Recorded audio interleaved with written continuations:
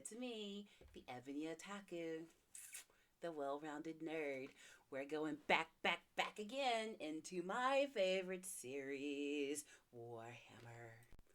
So before we begin, thank you all who have subscribed and liked and commented. It's been great. Please keep doing that. Contest is still going. 500 followers across the YouTube, the Instagram, and Facebook instead of Twitter, because you know.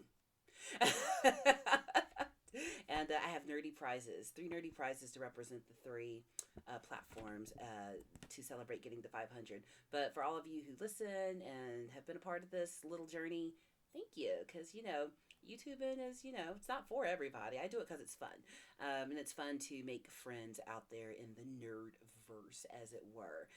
But today I want to dive back into other parts of the Horus Heresy because it's what I love. So today I'm going to read from the first Heretic. This is a very interesting book to me because it happens way before any of the events of Horus himself actually falling. So just to give you a little bit of background, again, not going to read the whole book, just going to read parts of it. But just to give you a little background on it. So this happens, 43 years before the events that happened on Istvan 5, and that's where Horus was corrupted by the Anatheme, if you're keeping up with where we are. Our friends over in the Word Bearers, or Bearers of the Word, they also refer to that, under the Primarch Lorgar, have already turned, but nobody knows yet that they've already turned. That's what makes this really, really interesting. So Erebus, who was a first chaplain of the Word Bearers under Lorgar, he's actually the one that brought the instrument of turning Horus. But remember, when creatures or people or whoever turns to chaos, it's not so much that chaos took them over, it's that they gave themselves in to the worst parts of themselves. I mean, to get biblical with it, there's actually a Bible verse that says, you know what, if you wanna go that far, the Lord will give you over to your desires. And that's kind of what happens with the Primarchs who fall to chaos. That seed of greed, of envy, whatever it happens to be, was already in them, and then chaos just gives them a path to express that further. But the Word Bearers are unique in the Warhammer universe. So we have to remember that while the Emperor is still alive, which he is in the Horus Heresy up until a certain point, there's not supposed to be any form of worship or religion amongst mankind. As the Emperor has been a being who is a perpetual and has lived through eons and eons of human history, he has decided that science rules and religion rules. That's just how he feels. He sees it as something that humans use to take over other humans, and that people who are, nobody get upset here. I'm just telling you the context of the world. That people who are weak-minded fall to religion. But ironically, he becomes the exact object of religion after he perishes, defeating Horus when he tries to take over Terra, and they have that big conflict in the Himalaysian mountains at some point in the future. And we'll get there eventually. I don't know when. We got time. I mean, is anyone in a rush? I'm not in a rush. Are you in a rush? But I digress. So, the Emperor does eventually become the object of worship for all of mankind. That's a big role of the Inquisition in the Warhammer universe, in the Black Library realm, because to not worship the Emperor, that's heresy. But the reason this book is called the First Heretic is before the Emperor became the God Emperor, it was heresy to have an object of worship in the Imperium of Man. The Emperor flat outlawed it. We love science, we hate religion. That's just how it was. But Lorgar clung to that part of humanity that needed something to worship. We're humans. Humans need something bigger than them to look to. That's a big part. If you've ever known someone who's gone through any type of addiction recovery, the first thing they tell you is you need a higher power because you on your own ain't gonna do it. And Lorgar and the Word Bearers really cling to that, and they have secretly been worshiping the Emperor for a long, long time. Not only that, but they've broken another issue, another decree, as we will, which is not to tamper with chaos or any of the forbidden arts. There was actually a council on the planet Nike that was raised to admonish Lorgar specifically in front of all the other Primarchs.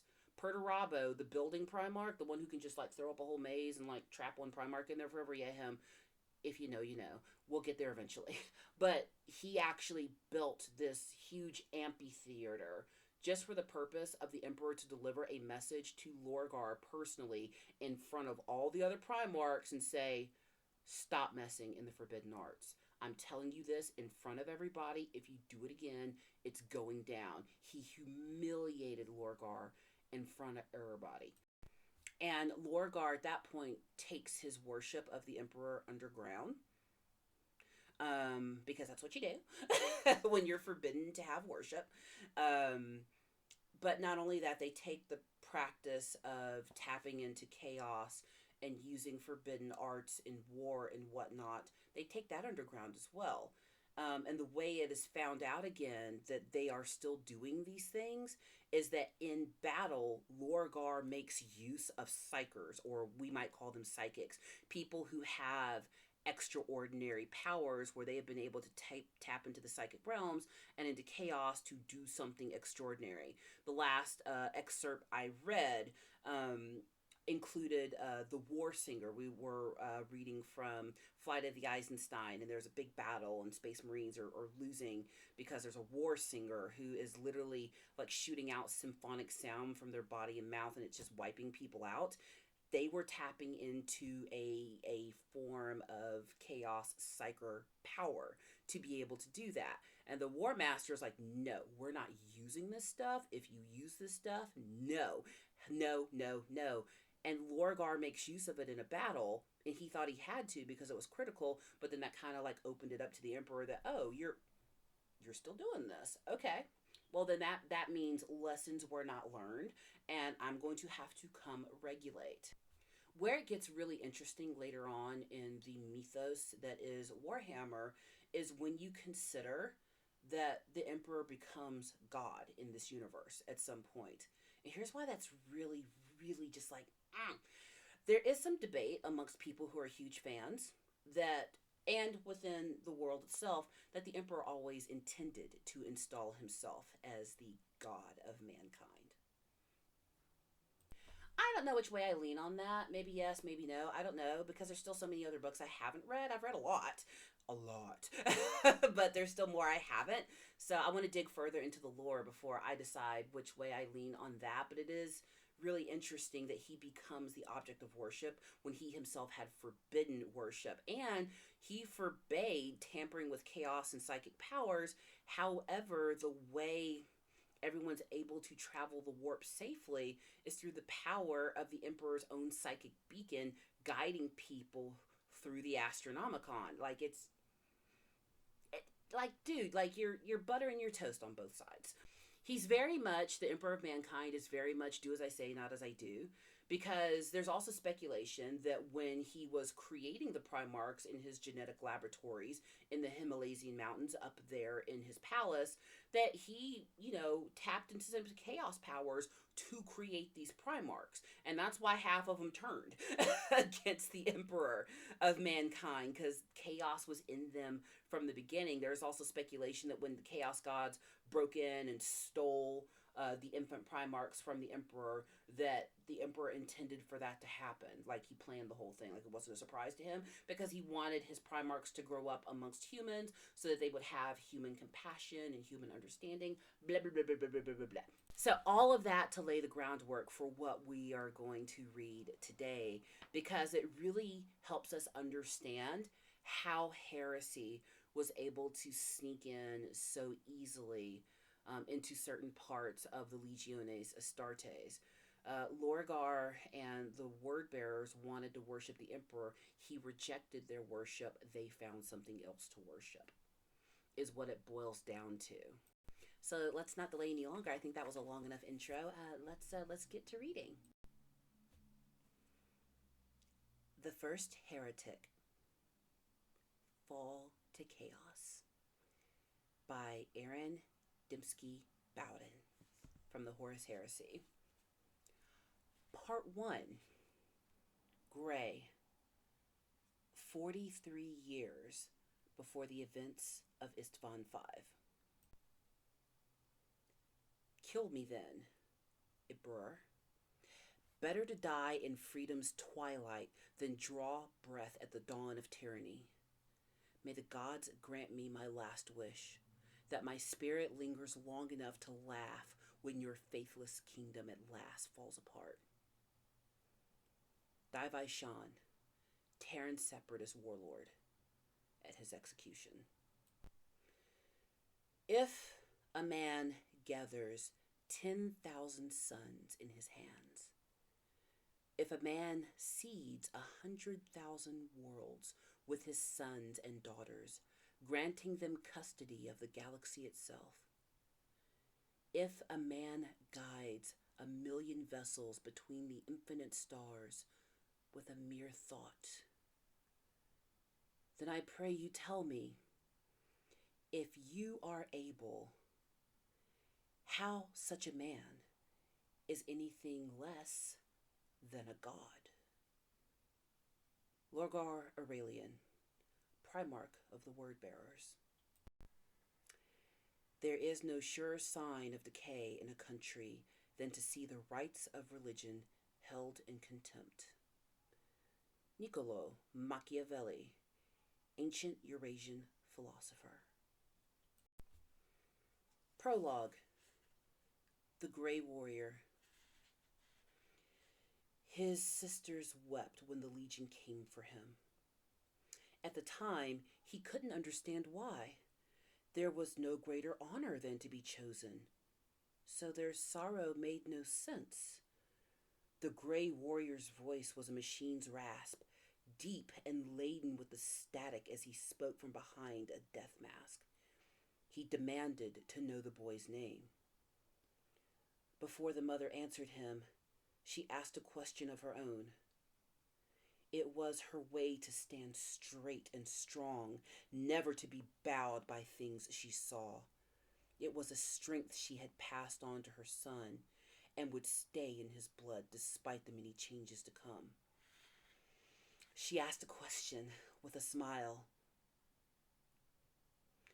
I will tell you his name, warrior.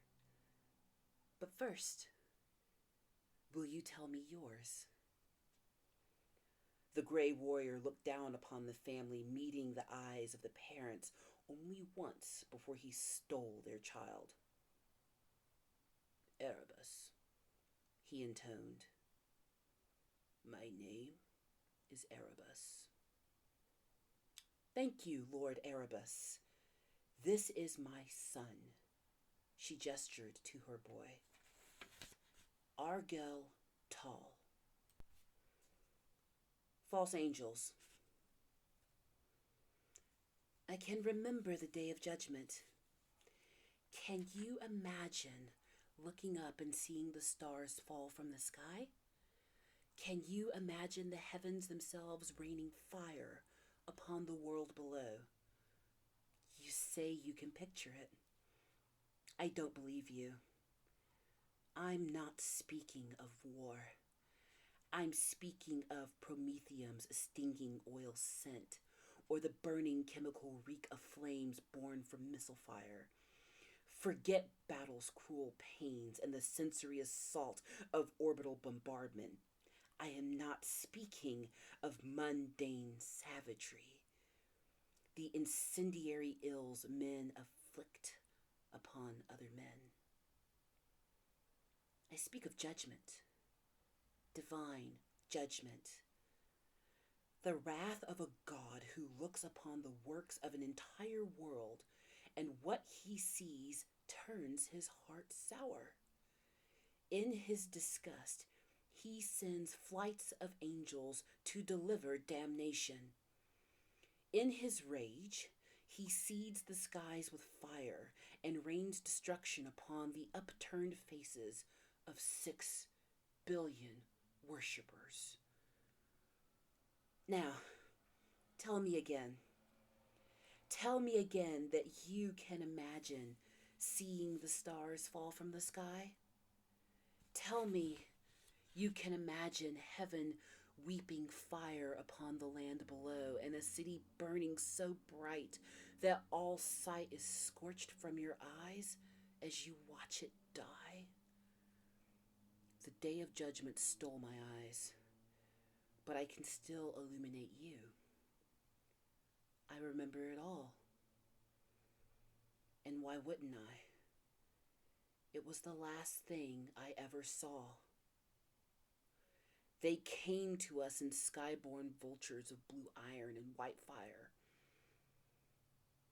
and they called themselves the warrior kings of Ultramar.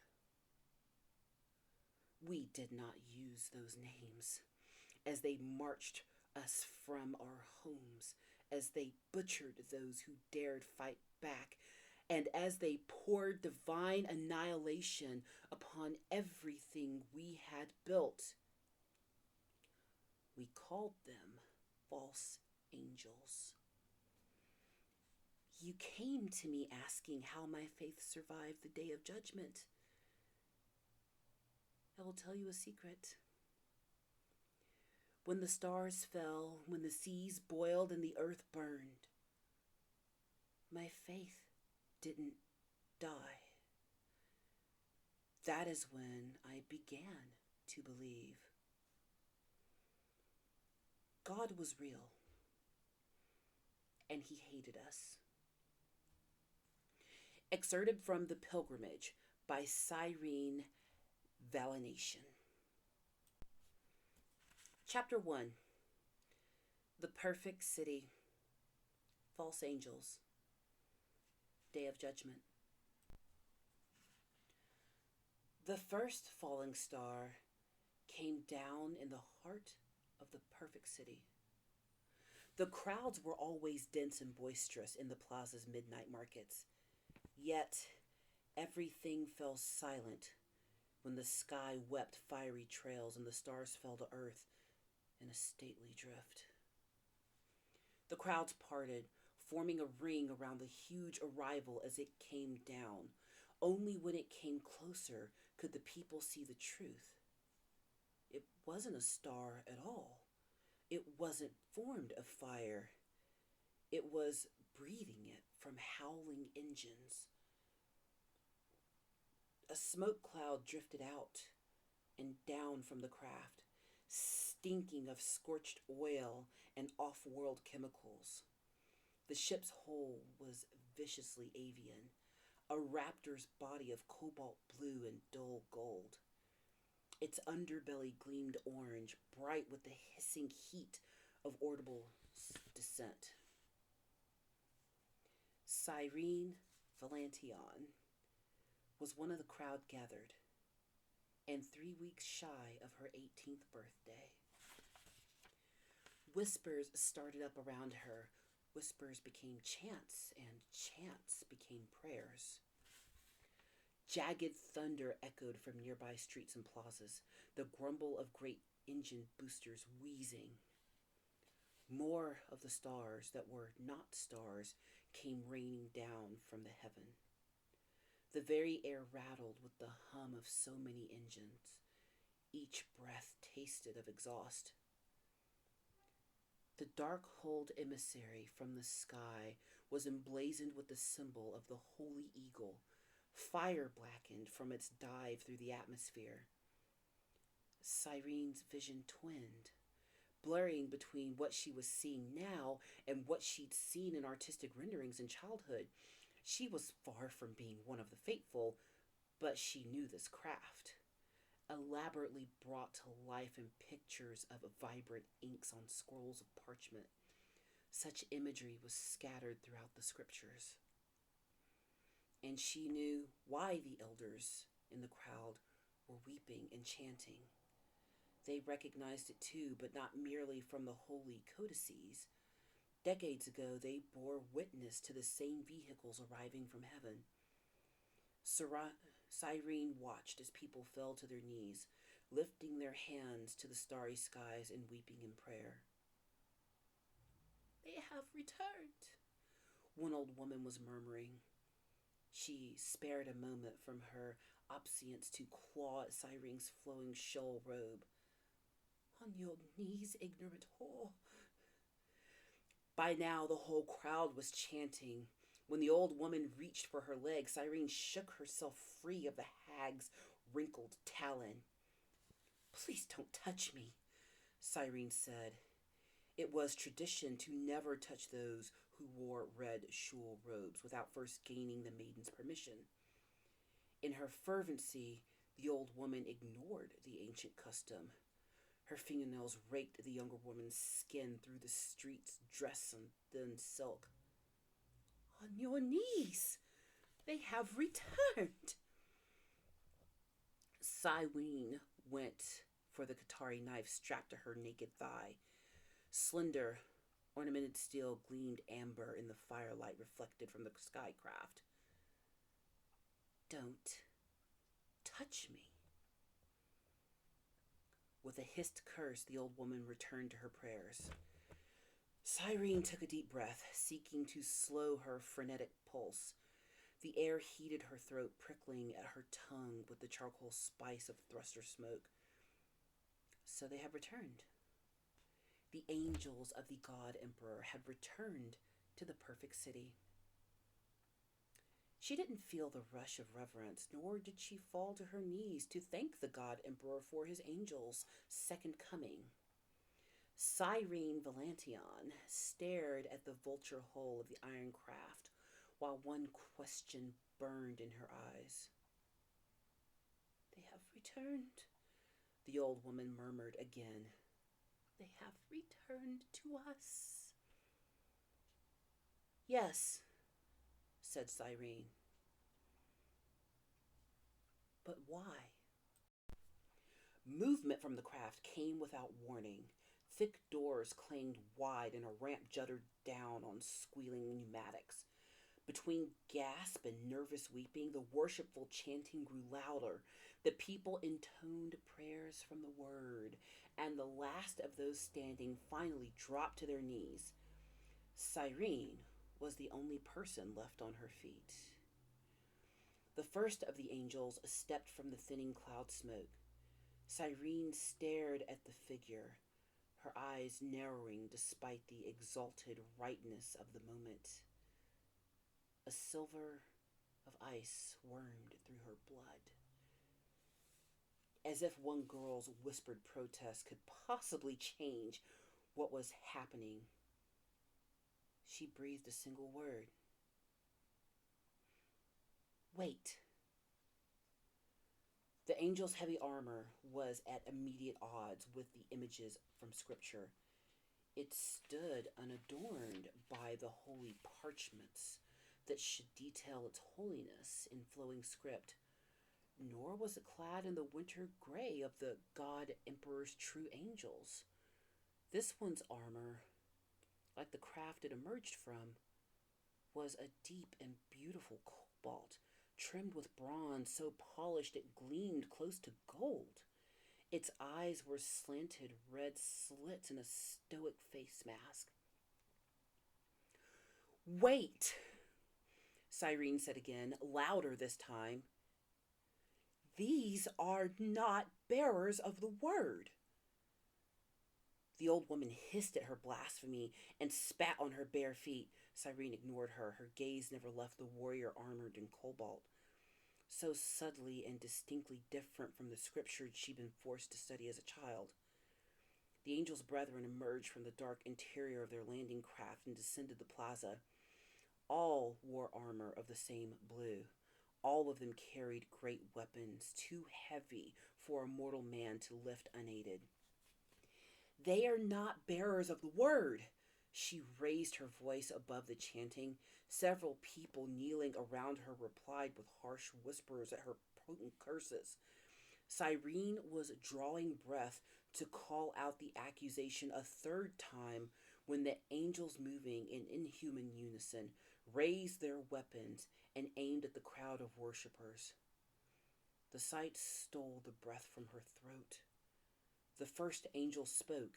Its deep and raw filtered through hidden speakers in the face mask.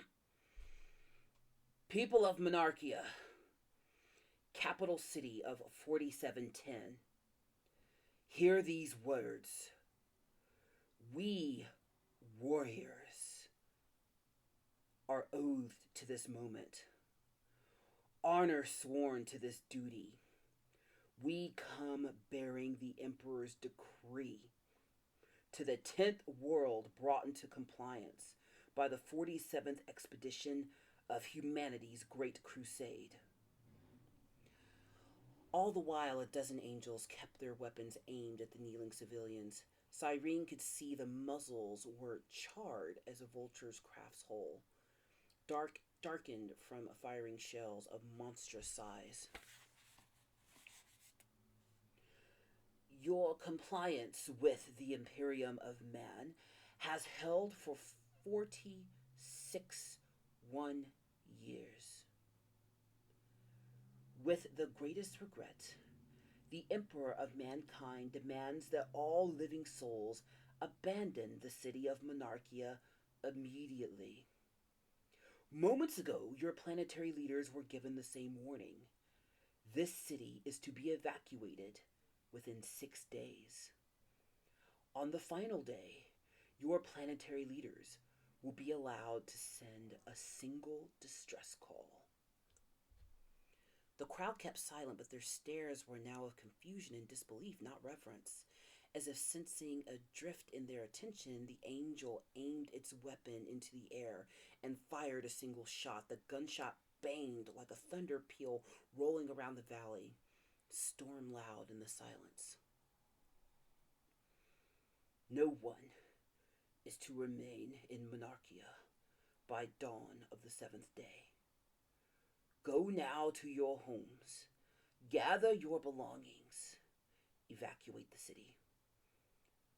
Resistance will be met with bloodshed. Where will we go?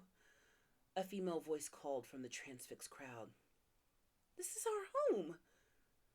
The first angel turned his weapon, aiming directly at Cyrene. It took several seconds for the young woman to realize she'd been the one to speak. It took much less time for those near her to break and flee, leaving her in an ever-expanding patch of sudden isolation. The angel repeated its words, its emotionless inflection no different than from before. No one is to remain in Monarchia by dawn of the 7th day.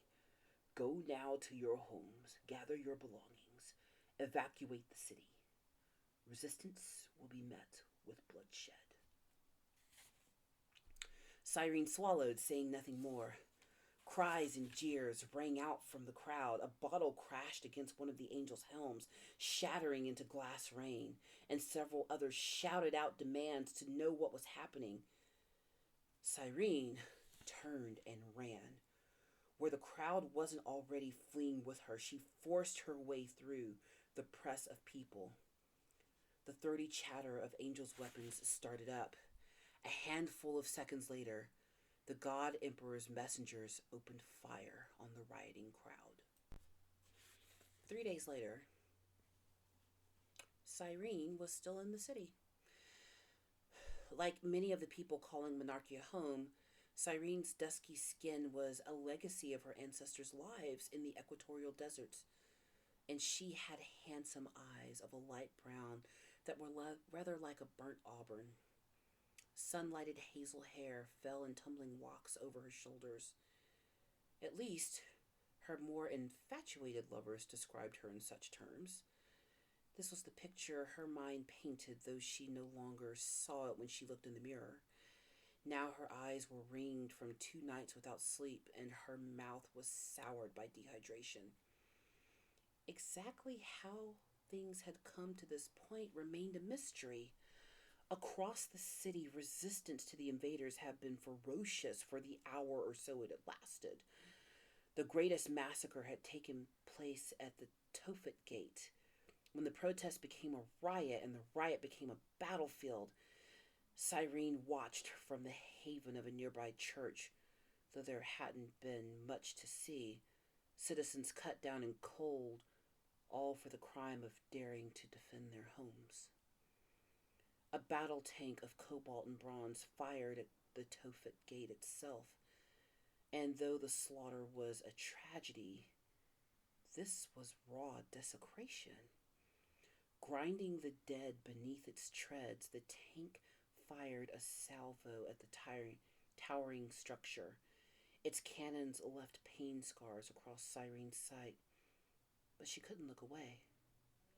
The Tophet Gate fell, its marble bulk breaking into segments after it poured into the plaza, a fortune in white stone and gold leaf, a monument to the god emperor's true angels, shattered by invaders claiming to be loyal to the Imperium.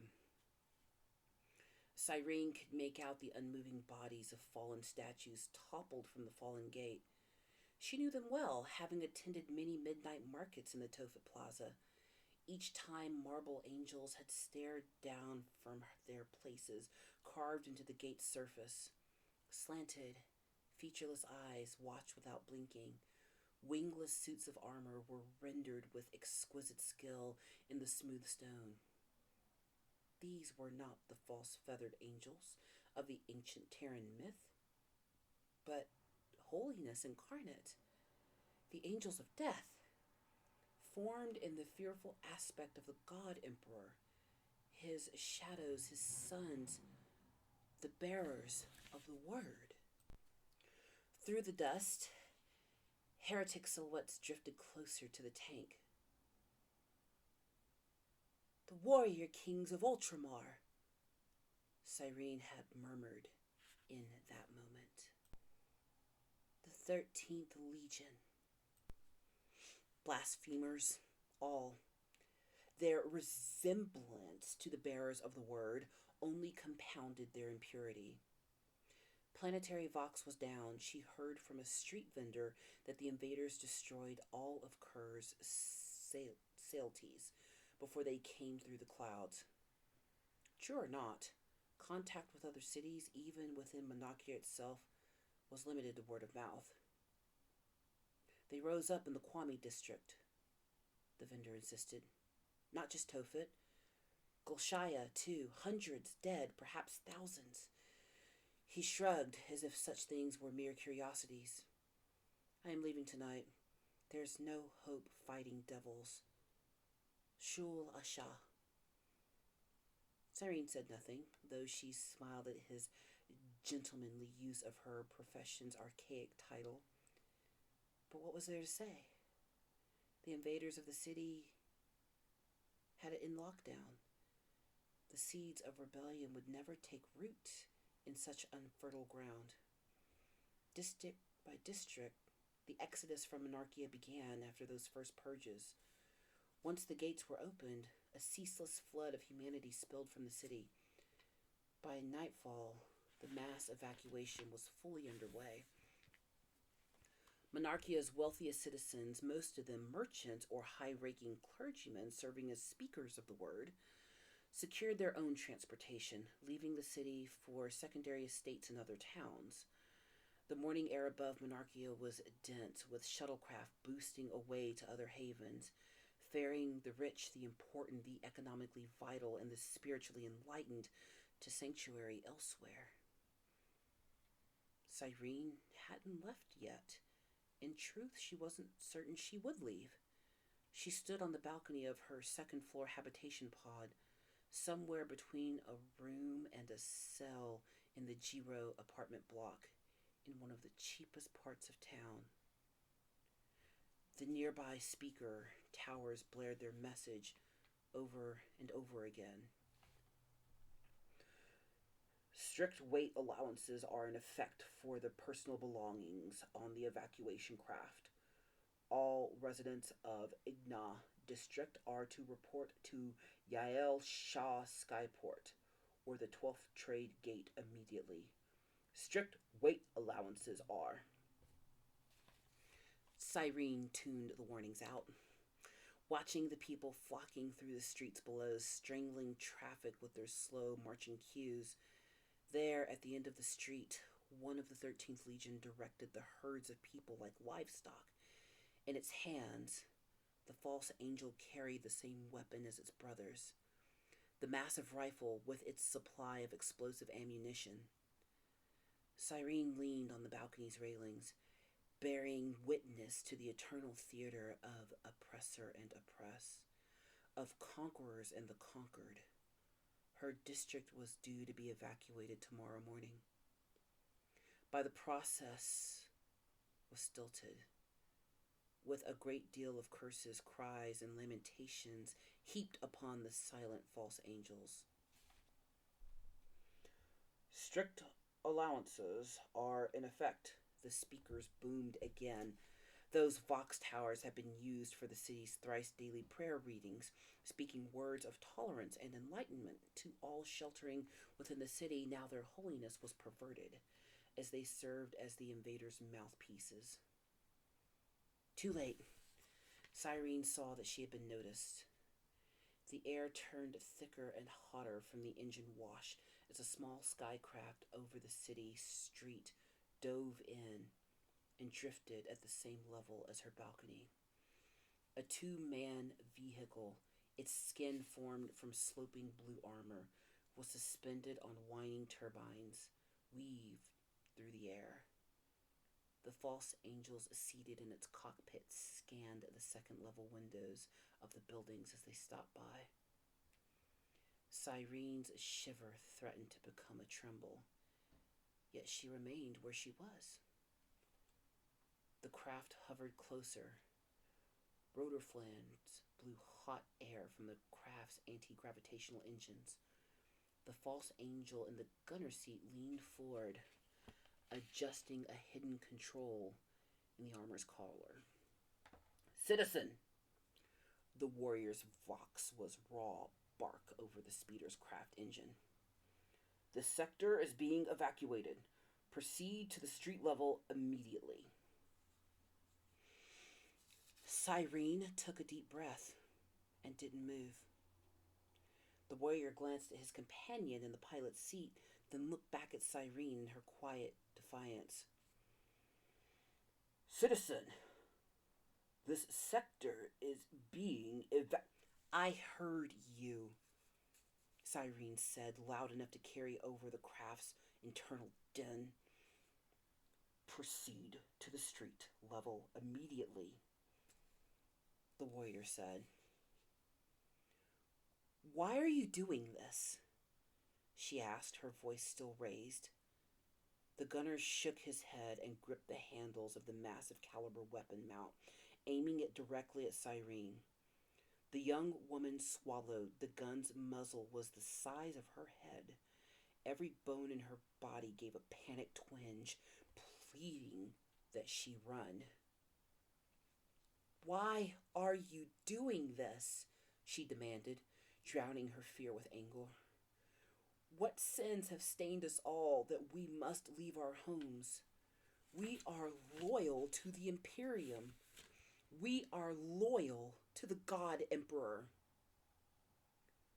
The false angels remained unmoving for several seconds. Cyrene closed her eyes, waiting for the hammer-hard impact that would spell her destruction. Despite the moment, she felt a smile tickling her lips. This was an insane way to die. There'd be nothing left to bury. Citizen. She opened her eyes. The warrior had lowered the cannon's aim. The Emperor, beloved by all, ordered the 13th Legion here and mandated our actions. Look at us. Look upon our armor and the weapons we bear. We are his warriors. We do his will. Proceed to the street level and evacuate the district. The God Emperor demanded that we abandon our lives? The warrior snarled. It was a crackling machine growl, only rendered human by the hint of anger within. This was the first emotion Cyrene had heard from the invaders. Proceed to street level. The warrior brought the cannon to bear again. Now, I will slay you where you stand if you cast your ignorant heathen words once more over the name of the emperor beloved by all. Cyrene spat over the side of the balcony. I will go, only because I seek illumination. I will find the truth in all this, and I pray there will come a reckoning. The truth will be revealed, the warrior said as the craft made ready to hover away. At sunrise on the 7th day, turn and look back at your city.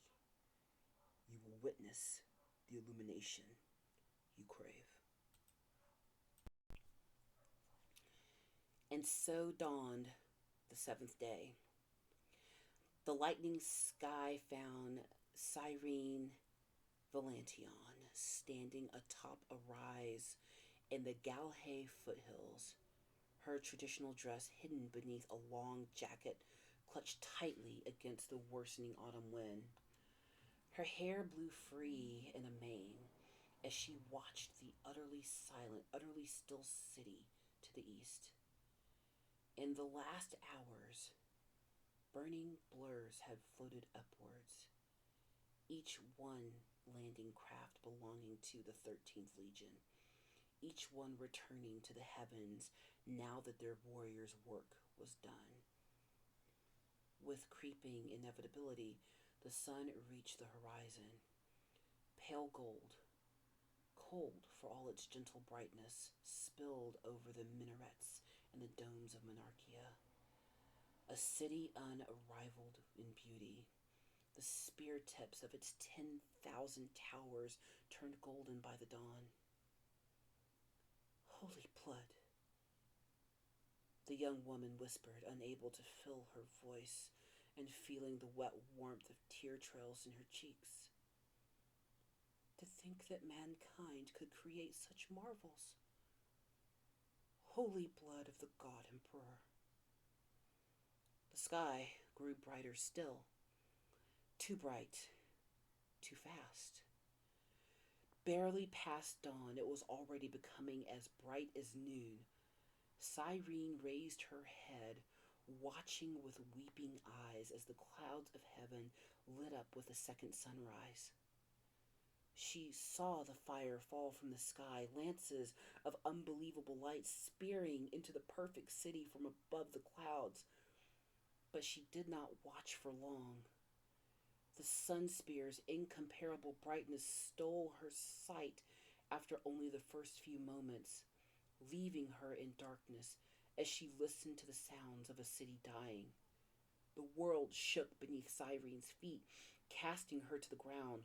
Worst of all, her eyes itched as they failed, and the last clear sight she ever saw was Monarchia in ruins, its towers falling into flames. Blind and betrayed by fate, Cyrene Valantion cried out to the heavens and prayed for a reckoning, while the city of her birth burned. Whew, that's a deep one. Yeah, I made a few mistakes in there, not re-recording it. It happens. I'm a one-take girl. Yeah, it's there's a lot of words in Warhammer that aren't words, so yeah, forgive me. I did my best. But I hope you enjoyed that. That is, again, the first Heretic. What is the order this one is in? Because there comes a point after you read the first three, you don't necessarily have to read them all in order. There's a couple you kind of want to read in order, but not this one. Doesn't have to be read in order. Where are we? This one comes Fallen Angels, Nelson Sons, Jameson, First Heretic. So this is book number 14. Wow, I wrote a lot of books. So this is book number 14 in the series. After this one, it's Prospero Burns. But we've read from Horus Rising, I believe, Galaxy in Flames, Flight of the Eisenstein, Fulgrim several times. I think we've read from Legion, Tales of Heresy, maybe, and now the first Heretic and the Angel Exterminatus. So we're clipping through some of the books. Again, I'm not going to ever read an entire book. I mean, that was like a chapter, and that took 30 minutes, so I'll never read an entire book. But it's fun to pick up those pieces as they happen, just to understand what's going on. Like, this is a big deal. Like, she was raised Cyrene Valantion, now that I can say it. It looks like Valination written down, and like my whole brain was just like, girl, say it right. But Cyrene, she ends up playing a very important role in the Word Bearers Legion, and we'll get to that later. But this event is what really sent Lorgar and the Bearers of the Word on the path of really becoming true heretics. Before then, they were just, worshippers of the God Emperor. And then they were like, you know what? If you won't worship us, you won't let us worship you, we'll worship something. So, yeah, that's how it starts. So I hope you enjoyed that.